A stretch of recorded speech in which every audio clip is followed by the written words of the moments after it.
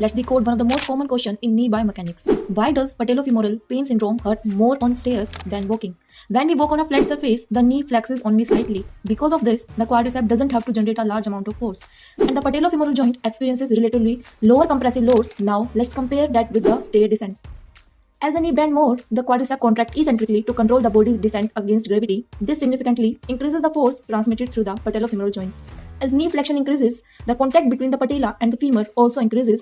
Greater quadriceps force combined with greater joint compression means the patellofemoral joint is exposed to much higher loads. So, are stairs actually the problem?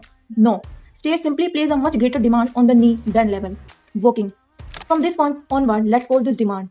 Demand is the amount of load your knee is being asked to tolerate. Activities like stairs, descent, deep squats, running, and jumping all increases this demand. Now let's understand supply. Supply is your knee's current ability to tolerate that load. It depends on tissue capacity, muscle function, neuromuscular control, recovery, and how well your body has adapted. When the demand placed on the knee becomes greater than the knee's current supply, symptoms begin to appear. Pain, therefore, doesn't always indicate structural damage. It often reflects a mismatch between demand and capacity.